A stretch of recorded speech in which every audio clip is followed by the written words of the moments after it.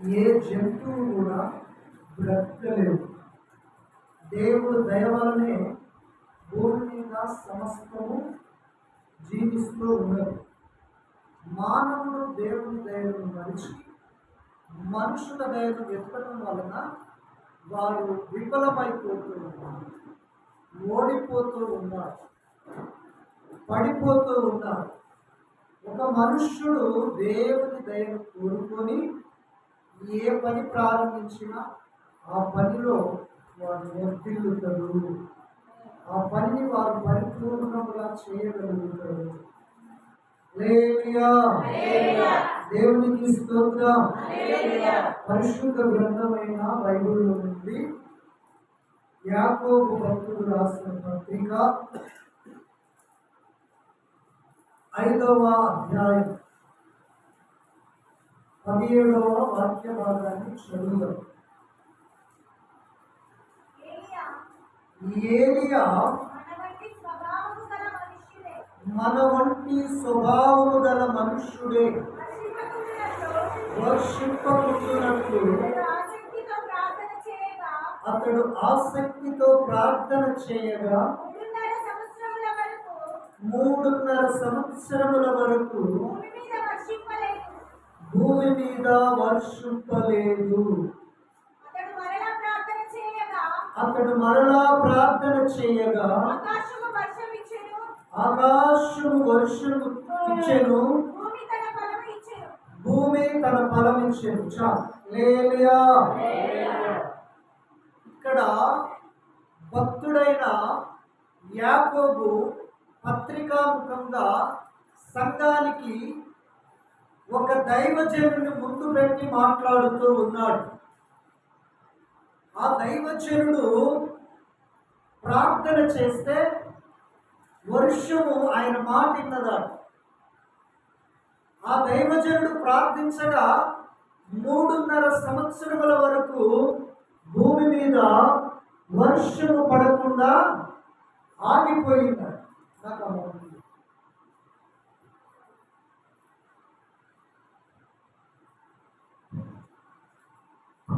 హల్లెలూయా, దేవునికి మహిమ కలుగునుగాక. ఆయన ఎవరు? మన వంటి స్వభావము కలిగిన మనుష్యుడే.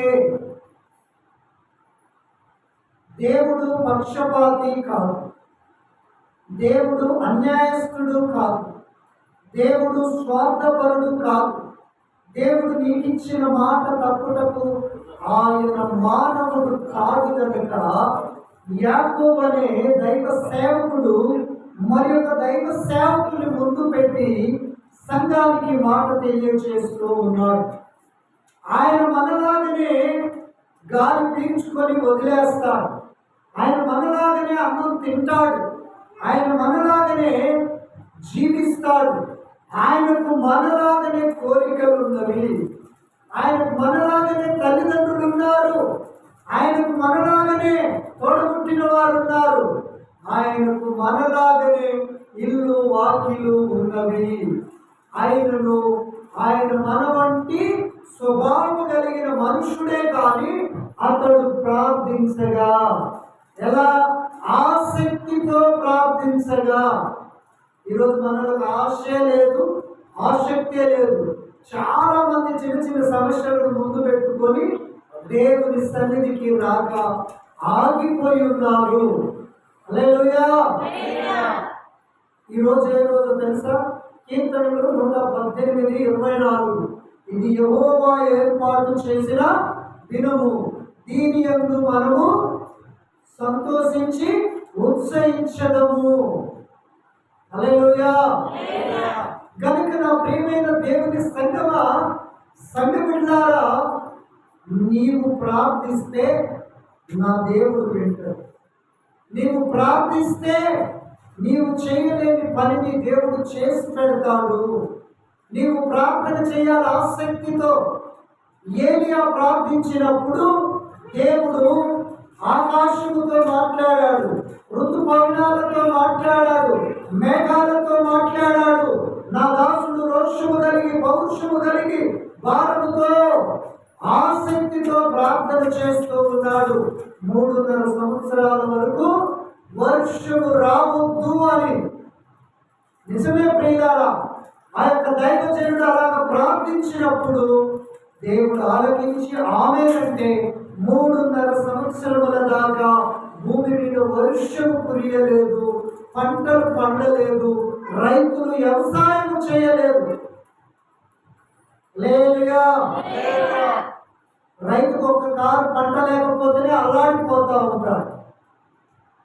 అతడు నమ్ముకుంది భూమిని కనుక, అది భూమి పండితేనే, ఆ వ్యవసాయం చేస్తేనే అతనికి అన్ని విధాలుగా ఉపయోగము కనుక 3.5 సంవత్సరాలంటే దగ్గరగా 7 కార్లు పంట ఆగిపోయింది. 7 కార్ల పంట ఆగిపోతే భూమి మీద పరిస్థితి ఎలా ఉంటుందంటే భయంకరమైన కరువు, భయంకరమైన పేదరికము, దరిద్రము ఏర్పడి ఉన్నది. ఆ దినాలలో అతడు మరలా ప్రార్థించగా ఏం చేశాడు? దేవుడు ఆలకించాడు, వర్షము కురిపించాడు, భూమి ఫలమునివ్వటము ప్రారంభించి ఉన్నది.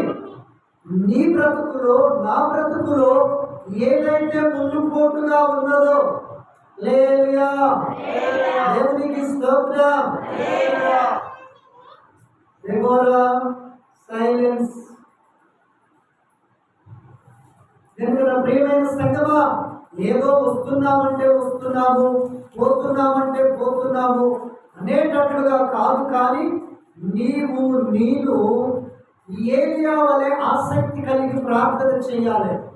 ఆ 3.5 సంవత్సరాల తర్వాతకి ఏలియా ప్రార్థన చేస్తూ ఉన్నాడు. ప్రార్థన చేసి తన దగ్గర ఉన్న పనుని, అరే బయటికి వెళ్ళి ఏమన్నా మబ్బు పట్టిందా చూడుకో అన్నాడు. ఆ యొక్క పనుడు తన దగ్గర ఉన్న శిశువు బయటికి వెళ్ళి చూస్తే ఆకాశం చాలా ప్రశాంతంగా ఉంది, ఆకాశంలో ఎక్కడ మబ్బు లేదు. రెండోసారి ప్రార్థన చేశాడు, మరలా వెళ్ళి చూడమన్నాడు, చూశాడు, మబ్బు లేదు. మూడోసారి ఏలియా రోషము కలిగి ఆసక్తి కలిగి ప్రార్థన చేశాడు, మబ్బు లేదు. 4వసారి, 5వసారి, 6వసారి ప్రార్థన చేశాడు. 6వసారి కూడా ఆ పనుని వెళ్ళి చూడమంటే మా యజమానుడికి పిచ్చి పట్టింది, ఎరి పట్టింది, ఊరికే ప్రార్థన చేస్తాడు, మబ్బు పట్టింది చూడమంటాడు అని అనుకుంటూ ఉన్నాడు. 7వసారి ప్రార్థన చేసి ఈసారి ఒక్కసారి వెళ్ళి చూడమన్నప్పుడు ఆకాశంలో అరిచేయంత మబ్బు పడుతుంది. అప్పుడు భూమి మీద కుండపోత వర్షము కురిసి అప్పుడు మరలా భూమి పండటము, ఫలమియ్యటము జరిగి ఉన్నది.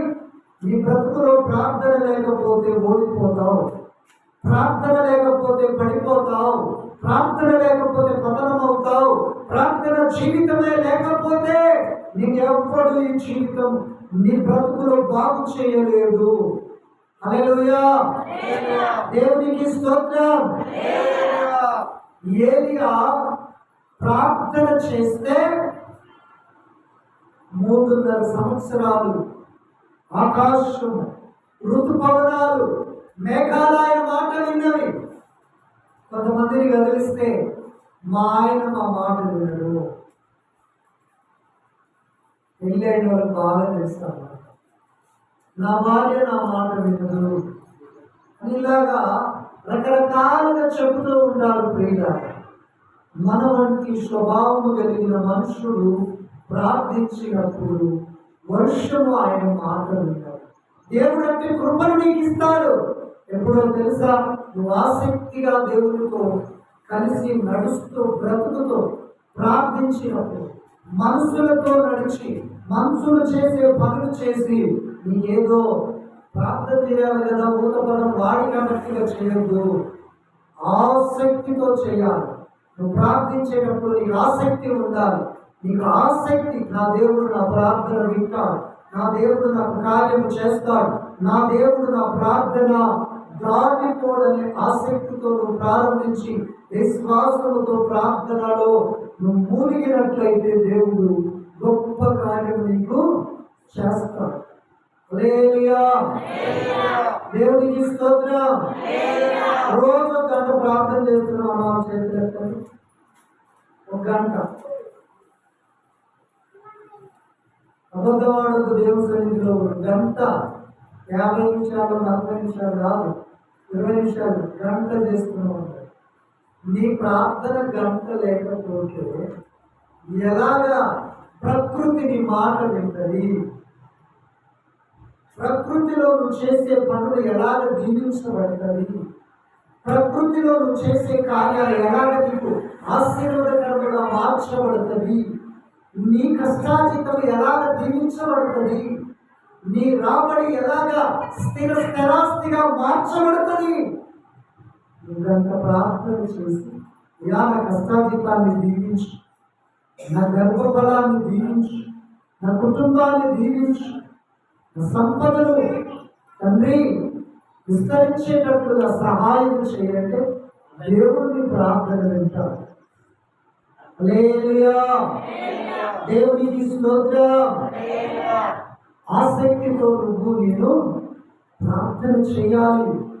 చూడండి, 1 రాజుల పుస్తకము 18వ అధ్యాయము 1వ వాక్య భాగాన్ని చదవండి. 18వ అధ్యాయం. అనేక దినములైన తర్వాత 3వ సంవత్సరమునందు యెహోవా వాక్కు ఏలీయాకు ప్రత్యక్షమై, నేను భూమి మీద వర్షమును కురిపించబోచున్నాను, నువ్వు వెళ్ళి ఆహాబును దర్శించమని సెలవీయగా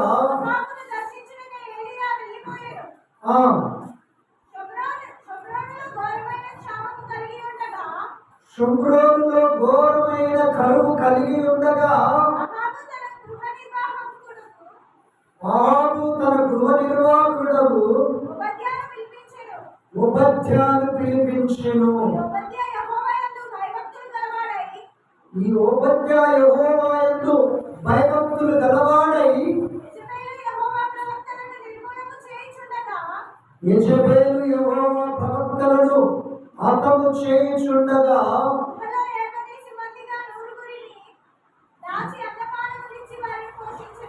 హల్లెలూయా.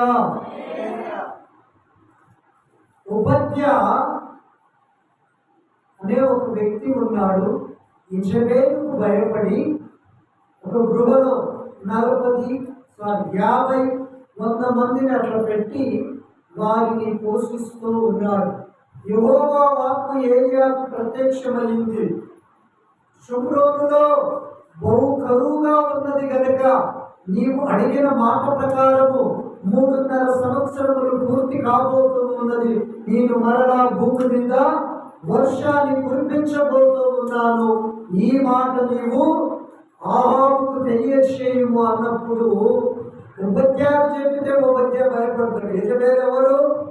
దేవుని యొక్క ప్రవక్తలను చంపుతున్న యెజబెలు. అతడు భయపడి ఏలియాతో నేను వెళ్ళనయ్యా, నువ్వే వెళ్ళంటాడు. ఈ ఓబద్యా కంటే ఆహాబును కలుసుకోవటానికి రథాశ్వము కట్టి ఏకముగా వెళ్ళి వర్షము రాబోతూ ఉంది, దేవుడు కురిపించబోతూ ఉన్నాడని ఏలియా సెలవిచ్చి ఉన్నాడు. హల్లెలూయా. దేవునికి స్తోత్రం. నా దేవుడు నీ మాట వినేది ఎప్పుడో తెలుసా? ఆయనతో నువ్వు సావాసము చేస్తే. నీ సావాసము ఎవరితోటి? నీ ఆత్మీయ యాత్ర ఎవరితోటి? నీ ఆత్మీయ అనుబంధం ఎవరితోటి? ఒక్కసారి నీవు నిన్ను పరిశీలన చేసుకో. దేవునితో కనుక నువ్వు సావాసము చేసి దేవునితో కనుక నువ్వు నడిస్తే బండ దగ్గరికి వెళ్ళి బండతో నువ్వు మాట్లాడితే బండ నుండి నీకు నీళ్లు దేవుడు ఇస్తాడు. ఒకసారి దేవుడు ఏలియాతో మాట్లాడాడు, నువ్వు వెళ్ళి కీరోతు వాగు దగ్గర ఉండు, అక్కడ నేను పోషిస్తానని చెప్పాడు. దేవుని మాట ప్రకారం వెళ్ళాడు. ఈరోజు వారి దగ్గర కూర్చున్నాడు. 6 నెలలు కాకి ఉదయకాలంలో రొట్టె మాంసం తెచ్చేది, సాయంకాలమున రొట్టె మాంసం తెచ్చేది. మనోడు కాకి ద్వారా వస్తున్న ఆహారమును తిని 6 నెలలు అక్కడ జీవించాడు. 6 నెలలు జీవించేసరికి వర్షం లేదు, కరువు వచ్చింది కనుక శరీరం ఎండిపోయింది. ప్రభు మరలా ఏలియాను దర్శించి, ఏలియా ఇక్కడ ఉన్నది చాలు, సారేపాతు అనే పట్టణానికి వెళ్ళు, అక్కడ ఒక విధవరాలు ఉంటుంది, నిన్ను ఆ విధవరాల్ని పోషిస్తాను అని దేవుడు ఏలియాకు చెప్పగానే ఏలియా సారేపాతు పట్టణానికి వచ్చాడు. అక్కడ ఊరు బయట ఆ విధవరాలు కట్టెలు వేరుకుంటూ ఉంది. ఆ ఏలియాను చూసి, అమ్మా నాకు దాహం వేస్తుంది, గిన్ని మంచినీళ్ళు తేయగానే ఆ మంచినీళ్ళు వేస్తానికి వెళ్తూ ఉంది. మరలా ఏలియా పిలిచి, అమ్మా వస్తేప్పుడు అట్టనే ఆ నీళ్ళతో పాటు ఒక అప్పం కూడా పట్టుకురామ్మా అంటే ఏమంటది, యెహోవా జీవముతోడు నా తొట్టిలో పట్టెడు పిండి, గుడ్డులో కొంచెము నూనె. పట్టడంటే ఇంతే, నూనె కొంచెం, అది తప్ప ఏమి లేదు. ఈరోజు అది మేము అప్పలు చేసుకొని తిని కరువు వచ్చి దేశం మీద జనాలు చనిపోతున్నారు కనుక రేపు మేము చనిపోతామని ఈ రోజు వరకే మాకు ఆహారం ఉందని చెప్పినప్పుడు ఏలి అంటాడు, భయపడకు, నేను చెప్పినట్లు నీవు చేయుము. ఆ స్త్రీ భయపడకుండా దైవ చెడు చెప్పినట్లు చేసింది. ఆ యొక్క తొట్టిలో పిండిని నూనెను కలిపి మొదట చేసిన అప్పమును తెచ్చి దైవ సేవకునికి ఇస్తే ఆ సేవకుడు తిని దీవించాడు. 3.5 సంవత్సరాల వరకు భూమి మీద వర్షము కురిసేంత వరకు తొట్టిలో పిండి అయిపోలే, బుడ్డిలో నూనె అయిపోలే. హల్లెలూయా, దేవునికి స్తోత్రం. చూడండి ప్రియులారా, మీతో డైరెక్ట్గా అలనాడు ఏలియాతో మాట్లాడినట్లుగా ఈ రోజుల్లో దేవుడు మాట్లాడలేదు. ఎందుకంటే ఏలియాకున్న సమర్పణ మనకు లేదు, ఏలియాకున్న రోషము మనకు లేదు, ఏలియాకున్న వైరాగ్యము మనకు లేదు. ఏలియా వలె మనకు తీర్మానాలను తీసుకొని నిలకడలేని బ్రతుకులు కనుక దేవుడు డైరెక్ట్ గా మనతో మాట్లాడలేక నీకు దైవ సేవకుని ఇచ్చాడు, దైవ గ్రంథాన్ని ఇచ్చాడు. ఆయన మీతో మాట్లాడటం అనేది నేను మీతో చెప్పినప్పుడు, వాక్య రూపంలో మీకు ఉపదేశించినప్పుడు దేవుడు మీతో మాట్లాడుతున్నాడని నువ్వు గుర్తిరిగి దాని ప్రకారం చేయగలిగి జీవించగలిగితే కరువులో కూడా నువ్వు సమృద్ధిని చూస్తావు, దరిద్రములో కూడా నువ్వు ఆశీర్వాదాన్ని చూస్తావు, పేదరికములో కూడా నువ్వు కలివిడిని కలిగి ఉంటావు. ఆ పేద విధవరాలు పట్టెడు పిండి కొంచెం నూనెతో దైవ సేవకుని ఆకలిని దాహమును తీర్చింది.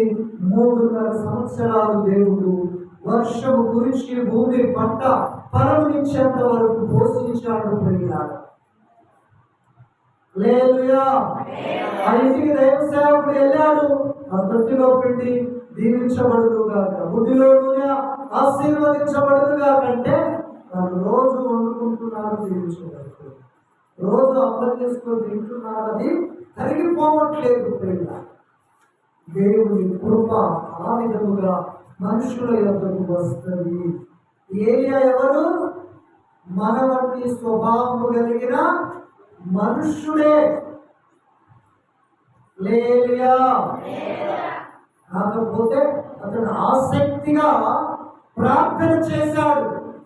నీలో ఆసక్తి ఉంటే అద్భుతాలు నీ వెంట పరిగెత్తుతుంది.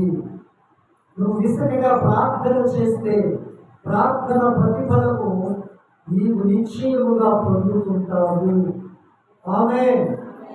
కోవిడ్ టైంలో దేవుడు నా బ్రతుకులో చేసినట్లుగా ఒక కుటుంబంలో దేవుడు కార్యం చేశాడు.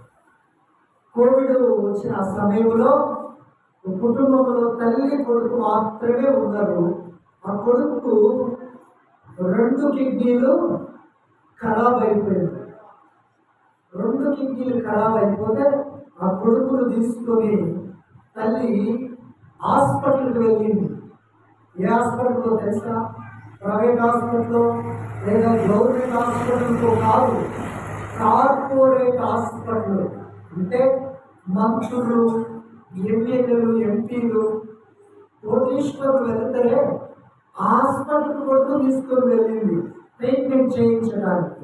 మనం తీసుకెళ్ళింది కోవిడ్ టైంలో బెడ్ ఖాళీ లేక మెట్ల కింద ఒక టెన్షన్ వేసి ఆ కొడుకును దాని మీద పండబెట్టుకుంది. డాక్టర్ గారు దయ ఆ కొడుకునికి ట్రీట్మెంట్ చేయమని చూస్తుంది. 2 కిడ్నీలు ఖరాబ్ అయినవి కనుక 2 కిడ్నీలు ఖరాబ్ అయిన వాళ్ళకి ట్రీట్మెంట్ చేయాలంటే ఫస్ట్ నువ్వు అక్కడ ₹1,50,000 అడ్వాన్స్ ఇస్తేనే వాళ్ళు ట్రీట్మెంట్ స్టార్ట్ చేస్తారు. డాక్టర్ గారు ఇంకో డాక్టర్ ఉంటారు కదా, ఆ డాక్టర్కి చెప్తారు ఆమె అడ్వాన్స్ కట్టమని అంటే ఆమె వచ్చింది, డాక్టర్ గారు అడ్వాన్స్ కడితే మీకు ట్రీట్మెంట్ మీ కొడుకు చేస్తానంటున్నాడని చెప్పడం జరిగితే తల్లి అంటుంది, నా దగ్గర డబ్బులు అయితే ఇప్పుడు లేవు, కానీ మీరైతే ట్రీట్మెంట్ చేయండి, రేపు నేను కడతాను 1,00,000. ఒక్కరోజు ట్రీట్మెంట్కు 1,00,000, రేపు నేను కడతాను అని చెప్పడం జరిగితే ఈ వెళ్ళి డాక్టర్ గారు చెప్పింది, ఇప్పుడైతే ఆ దగ్గర డబ్బులు లేవు, రేపు కడతారు డాక్టర్ గారు ట్రీట్మెంట్ చేయమంటుందంటే డాక్టర్ గారు ట్రీట్మెంట్ ప్రారంభించారు. వాళ్ళు ఎప్పుడైతే ట్రీట్మెంట్ ప్రారంభించారో డాక్టర్లు, ఆ తల్లి కొడుకు బెడ్ దగ్గర మోకరించి ప్రార్థన చేస్తూ ఉంది. 1 గంట అయింది, ప్రార్థన చేస్తూనే ఉంది. 3 గంటలు అయింది, ప్రార్థన చేస్తూనే ఉంది. ఉదయం 11:30కు ట్రీట్మెంట్ స్టార్ట్ చేశారు. సాయంత్రం 4 అయింది, మోకాళ్ళ మీద ప్రార్థన చేస్తారు. అక్కడ ట్రీట్మెంట్ చేయడానికి వచ్చినా కానీ అది జరగమన్నా ఏమో జరగట్లేదు. దైవ ధ్యానంలో ఉండిపోయింది, ప్రార్థన చేసి దేవుడితో వెలుగులాడుతూ ఉంది. నైట్ 9 అయిపోయింది, ప్రార్థన చేస్తాను. అటు ఇటు వాళ్ళు సంత చేసుకుని బాబుకి అక్కడ ట్రీట్మెంట్ చేస్తూ ఉన్నారు. ఉదయకాలం 9 అయింది, వీళ్ళు డ్యూటీ చేసి వెళ్ళిపోయిన మరలా వచ్చారు. హాస్పిటల్లో ఒక సిస్టమ్ ఉంటుంది, 24 అవర్స్లో అక్కడ అడ్మిట్ అయిన వాళ్ళు బిల్లు చెల్లించాలి. డాక్టర్ వచ్చాడు, అడ్వాన్స్ కడతానన్నావా, కట్టిందా అని ఇన్ఛార్జిని డాక్టర్ అడుగుతూ ఉన్నాడు. ఏం చెప్పాలో ఆమెకు తెలియట్లేదు. నేను అడుగుదామంటేనే ప్రార్థనలో ఉంది. డాక్టర్ గారికి ఏం సమాధానం చెప్పాలని ఆమె లోపల అనుకుంటూ ఉంది. ఎందుకు కట్టలేదంటే ఈ అన్నదాటగా డాక్టర్ గారు ఆ కట్టకపోతే నేను కడతాను, ట్రీట్మెంట్ చేయమని చెప్పింది ఆ డాక్టర్ గారితో. ఈ లోపల డాక్టర్ గారు వచ్చేపు సమయం తీసుకొని డాక్టర్ గారు ఇన్ఛార్జితో మాట్లాడుతూ ఉన్నారు. మేడం, మా అమ్మ చనిపోయి ఇప్పటికీ 10 సంవత్సరాలు అయింది, ఇది 10వ వర్ధంతి. ఈ రోజున మా అమ్మ పేరు మీద ఆమెకు రూపాయి బిల్లు తీసుకోకుండా ఉచితంగానే ట్రీట్మెంట్ చేసి మనం పంపించేద్దాం, బాగుపడ్డాక అని చెప్పారు. లేలియా ప్రార్థన కొడుకు ట్రీట్మెంట్ చేసేలాగా సహాయం చేస్తుంది.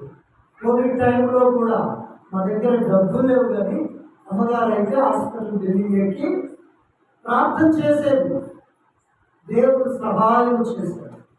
ప్రార్థనలో అంత శక్తి ఉంది, ప్రార్థనలో అంత దయ దాగి ఉంది.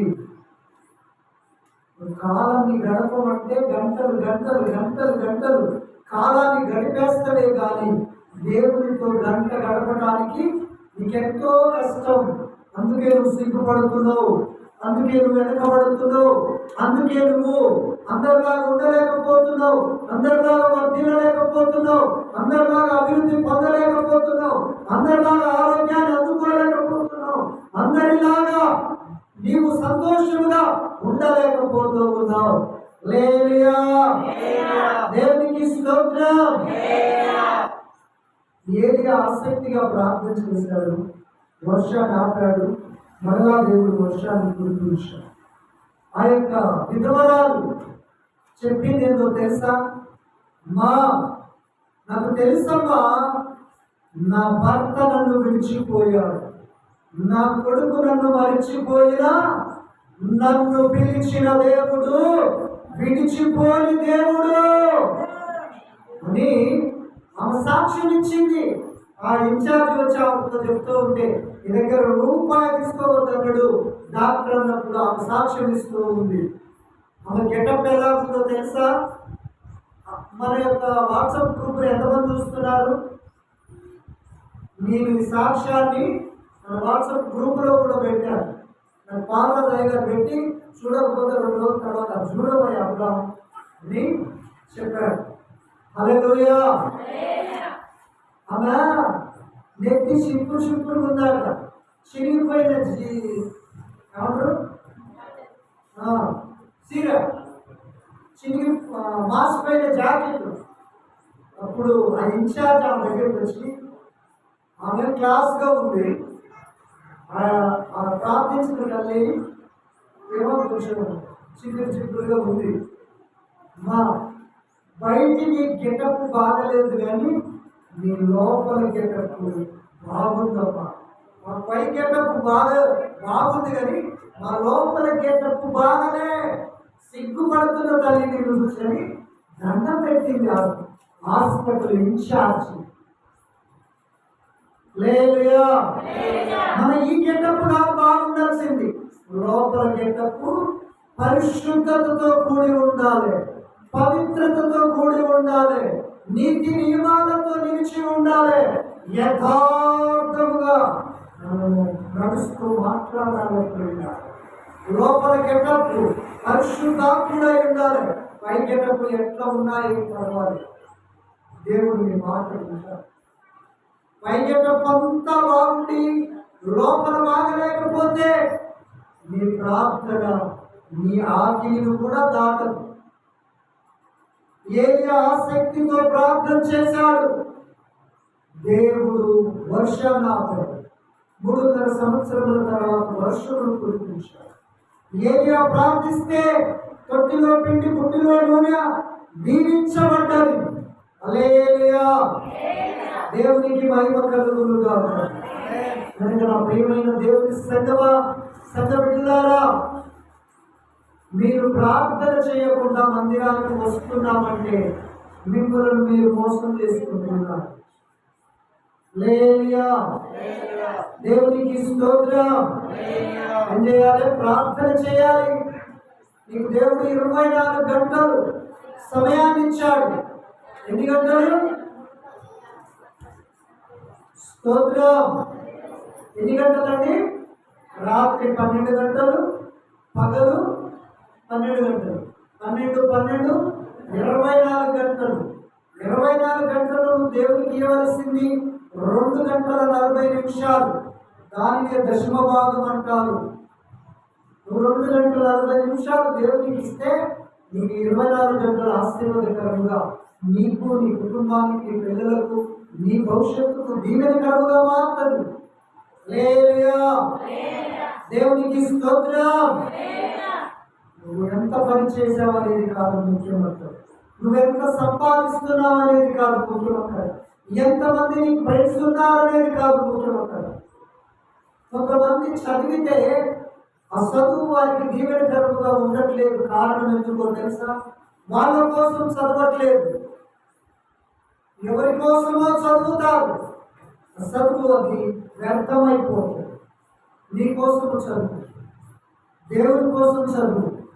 భవిష్యత్తులో దేవుడు నేను గనులైన వారిలో ఒకరిగా నిలబెడతాడు.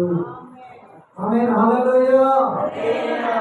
ఏలియా పోత పోత పోత పోత ఒక ఆయన 12 అరకలు పెట్టి నాగలు దుంతూ ఉన్నాడు. ఇలా వేసాడు దొంగలు. నువ్వు నా వెంట వచ్చే అన్నాడు. మారు మాట లేదండి. 12 అరకలు కట్టి దుంతుందంటే ఆయన పెద్ద భూస్వామి, పెద్ద రైతు కొడుకు. ఆయన అంటాడు, యా ఇంటికి వెళ్ళి మా నాన్నకి చెప్పి సెలవు తీసుకొని వస్తానంటే ఏ అభ్యంతరం లేదు, నిర్భయంగా నువ్వు వెళ్ళి వచ్చే నా దగ్గరికి అంటారు. మనం చిన్న పని చెప్పినా కానీ చేయలేని స్థితిలో ఉంటాం. ఆ భూస్వామి ఎప్పుడైతే దైవ సేవకుడు అలాగ దొంగలు విసిరేస్తే తల్లిదండ్రుల దగ్గరికి వెళ్ళాడు. మా దేవుని సేవకుడు నన్ను పిలిచాడు, రమ్మన్నాడు, నేను వెళుతున్నాను అన్నప్పుడు తల్లిదండ్రులు దీవించి పంపిస్తారు. వస్తాడు, ఏలియా దగ్గర పరిచయం చేస్తాడు. ఏలియా ఆకాశానికి ఎత్తబడిన తర్వాత అతడు 2 అభిషేకాన్ని పొందాడు. ఒక విశ్వాసిగా నీవు నేను మన పైన నాయకులు అనబడిన వారు, మనకిచ్చిన కాపరులు, మనకిచ్చిన సేవకులు చెప్పిన పని చేసినప్పుడు 2 ఫలాన్ని పొందుతాం, 2 ఆశీర్వాదములు పొందుతాం, 2 కృపను పొందుతాం, 2 మేలు పొందుతాం. హల్లెలూయా, దేవునికి స్తోత్రం. కనుక మనం ఆసక్తితో ప్రార్థన చేయాలి. దేవయ్య గారికి ఒక మరొక చెప్తాను. దేవునికి స్తోత్రం.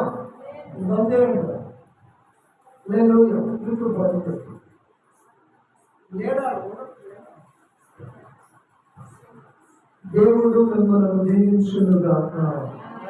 ఆమేన్.